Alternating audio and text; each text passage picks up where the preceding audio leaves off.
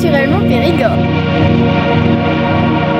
De l'est de Périgueux jusqu'à la Corrèze, s'étend un territoire préservé et authentique. Ici, on a un territoire un peu alternatif par rapport au reste du Périgord, ce qui fait que les visiteurs qui vont s'installer ici pour leurs vacances vont découvrir des paysages qu'ils n'ont pas toujours l'habitude de voir dans le reste du Périgord, et ils vont en même temps trouver un formidable terrain de jeu pour s'adonner à leurs activités favorites, que ce soit la pêche, l'escalade, la spéléologie. On a vraiment un panel d'activités qui est au diapason vraiment des paysages de Cossé-Rivière. La variété de ces paysages permet la pratique de toutes sortes d'activités de plein air sur l'ensemble du territoire. Un espace 3 fois grand comme la ville de Paris, 200 fois moins peuplé. Ici, on ne cherche pas spécialement à faire du tourisme de masse. On essaie vraiment d'offrir un écrin de verdure et de tranquillité pour les touristes qui viennent essentiellement pour ça. Donc, on essaie vraiment de leur proposer ce que le Périgord a de mieux à offrir, sans aller chercher forcément la rentabilité ou les activités payantes. Ils n'ont pas besoin de faire la queue pour aller visiter les monuments et ne sont pas pris à la gorge pour payer en permanence pour les parkings ou autres.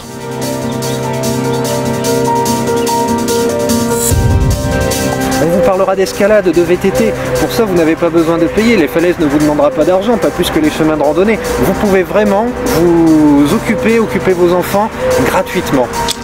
Oui, super. Des trésors au grand jour, d'autres cachés. On a des cavités qui sont vraiment très praticables parce qu'il y a une vraie randonnée.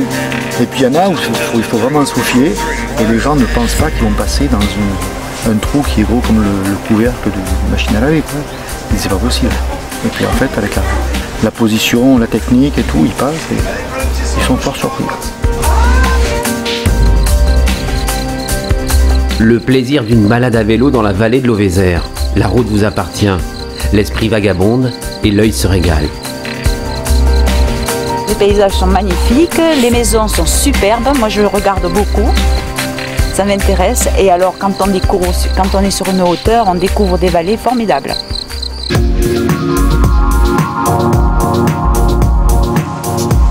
Partons maintenant à la découverte des rivières et torrents du territoire. Un voyage en eau vive en compagnie des moucheurs. On a un grand plaisir à pêcher sur ces rivières qui s'appellent l'Ille, l'Alou et l'Auvézère. C'est des rivières qui sont très sauvages, accessibles, avec un minimum d'entraînement physique. On se retrouve dans des milieux qui sont assez féeriques. Et c'est vrai que le poisson est au rendez-vous, si ce n'est que malheureusement le pêcheur fait de plus en plus de prédation et qu'il serait bien quelquefois de pouvoir remettre un peu le poisson à l'eau. Il y a des truites, des goujons, des cabots, des barbeaux sur le bas du territoire. Donc on arrive sur toujours les mêmes rivières mais qui passent en deuxième catégorie où là on a tout loisir de pêcher cendre, brochet, black bass et gardon. Donc nos rivières sont très poissonneuses selon les niveaux où on se trouve. Le touriste qui arrive, il faut qu'il ait une carte nationale avec son timbre halieutique et il peut pêcher tous les cours d'eau de Cossé-Rivière puisque on a encore la chance d'avoir aucun cours d'eau qui est privatisé. Avec 70 voies aménagées pour l'escalade sur 3 sites différents, le territoire est un paradis pour les grimpeurs de tout niveau. Allez, voilà. Allez, monte tes pieds, bloque tes pieds, maintenant reprends l'arrêt. Voilà, repart comme ça. Sur chaque site, il y a différentes classifications. On démarre de la plus facile qui va du 4-, jusque la plus difficile qui se trouve au Roche Enchantée. On a de très bons grimpeurs qui sont venus équipés. Et là, on va jusqu'à du 8B. 8B, donc c'est très dur, sachant que nous, au niveau moyen de club, on s'arrête à 6B, 6C.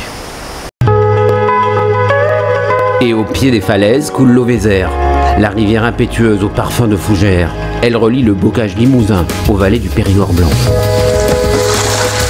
L'Auvézère, c'est une belle rivière qui offre différents parcours. D'un parcours d'initiation, on va dire, randonnée familiale, jusqu'à des parcours confirmés pour des gens de club des compétiteurs qui viennent faire des compétitions à Saint-Mémé. Les enfants à partir de 14-15 ans, jusqu'à des personnes qui ont une soixantaine d'années, qui sont en bonne condition physique, il n'y a pas de problème. Le calme et la sérénité qui se dégagent du territoire sont pour certains un appel à la méditation. Au Moulin des Chaves, chaque été, une centaine d'adeptes venus de toute l'Europe s'ouvrent à l'éveil et à la contemplation. Le printemps et l'automne sont les périodes les plus propices aux balades en forêt. Sur le territoire, tous les chemins sont ouverts à la randonnée, à pied, à VTT, à moto et bien sûr à cheval. 250 km de chemin sans croiser la moindre route. Grâce à l'aéroport de Périgueux, à environ 15 km de là, le territoire devient le plus proche des pays lointains. Des Anglais, des Belges, des Hollandais, venus ici quelques jours, ont décidé de ne plus repartir. Ils jouissent à l'année de la douceur de vivre au pays des côtes et rivières, naturellement Périgord. Naturellement Périgord.